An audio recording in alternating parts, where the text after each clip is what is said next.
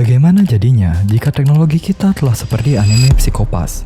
Apakah kita akan kehilangan kehendak bebas dan hanya tunduk pada sistem? Di dunia Psikopas, AI sudah sangat canggih dan dapat memetakan perilaku, potensi, bahkan niat kejahatan seseorang melalui sistem raksasa bernama Sibyl. Dan gilanya, sistem ini menentukan segalanya, bukan hanya mendeteksi penjahat, tapi menentukan sekolahmu, kecocokan pekerjaanmu, hingga mengatur rantai pasokan pangan nasional. Selamat datang di Kias Mari. Hari ini kita akan membedah anime Psikopas. Kita akan mengeksplorasi perbedaan tipis antara kemudahan teknologi dan hilangnya kehendak bebas, serta seberapa dekat dunia kita saat ini dengan distopia mematikan dari sistem Sibyl. Mungkin kita berpikir dunia Psikopas itu fiksi yang masih ratusan tahun lagi, tapi kenyataannya, kita sudah menampakkan kaki di sana. Sistem Sibyl pada dasarnya bekerja seperti smartband atau smartwatch yang marak kita gunakan saat ini. Perangkat ini mengukur heart rate variability atau HRV untuk melihat dominasi sistem saraf otonom kita. Apakah kita sedang mode fight or flight atau simpatis yang penuh dengan stres, atau sedang tenang atau parasimpatis. Teknologi kita kini tidak hanya sebatas detak jantung. Secara spesifik, dengan teknologi pemindai otak atau brain scan, kita sudah bisa mengidentifikasi kelainan struktural pada otak seorang psikopat. Tapi tunggu dulu, ada fakta menarik untuk kalian. Seorang neuroscientist yang meneliti otak psikopat ternyata seorang psikopat. Jadi begini, beliau bernama James Fallon. Saat ia sedang meneliti otak pembun-bun berantai, ia menemukan satu scan yang paling rusak. Dan ternyata itu otaknya sendiri. Aneh sekali. Setelah tes genetik, memang benar ternyata Fallon memiliki biologi seorang monster. Tapi ia memilih hidup sebagai manusia normal. Kalau dipikir-pikir, beliau seperti kriminal laten di anime Psikopas. Untungnya beliau tidak hidup di anime. Karena jika iya, dia sudah diisolasi karena koefisien kriminalnya cukup tinggi menurut sistem. Pertanyaannya sekarang, jika teknologi sudah bisa memetakan jiwa kita, apakah manusia rela hidupnya didikte sepenuhnya oleh AI? Manusia pada Psikopas duduk pada sistem Sibyl, membuat kehendak bebas mereka secara tidak disadari hilang direnggut sistem. Ini membawa kita pada perdebatan filosofis terbesar dalam neuroscience. Apakah memang kita memiliki kehendak bebas? Pada tahun 1983, sebuah penelitian terkenal bernama eksperimen Benjamin Libet mengguncang dunia medis. Libet meminta subjeknya untuk memencet tombol kapan saja yang mereka mau.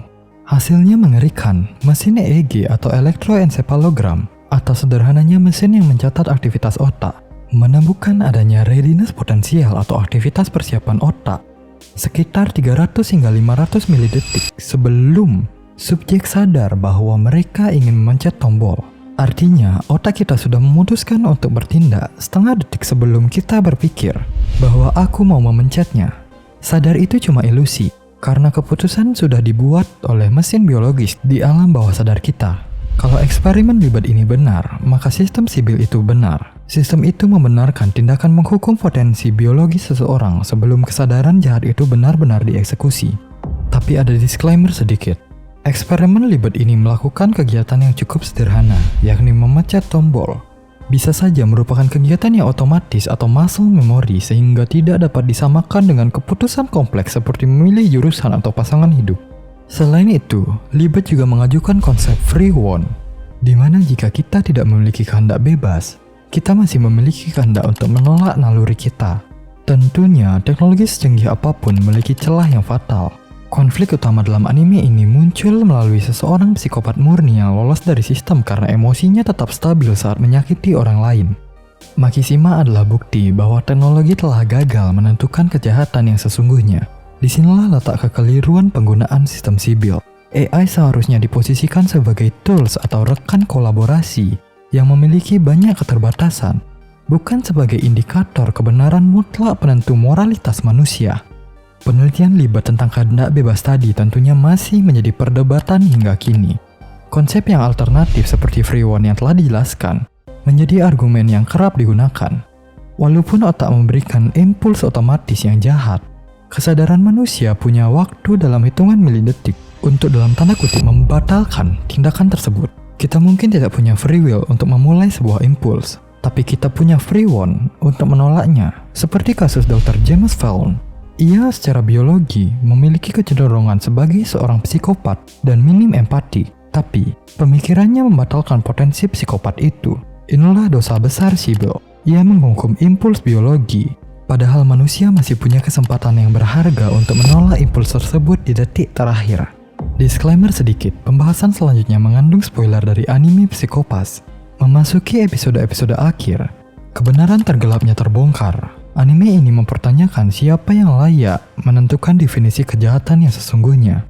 Sistem Sibyl yang diagungkan sebagai AI pengatur tatanan kehidupan ternyata adalah sistem biokomputer atau Synthetic Biological Intelligence atau SBI.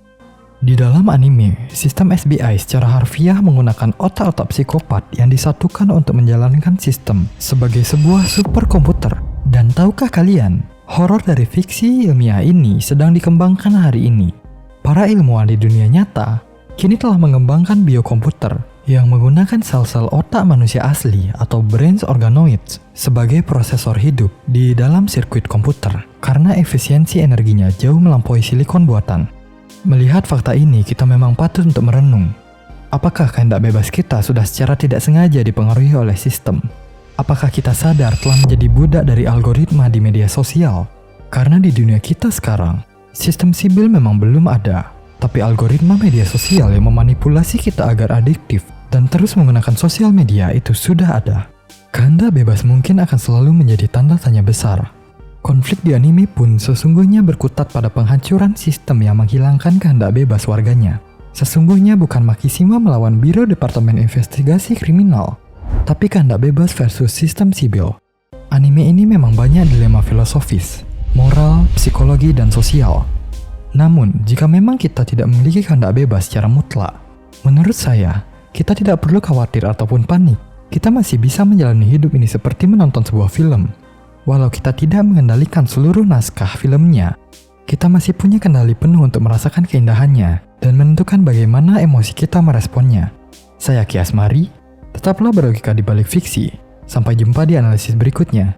Terima kasih.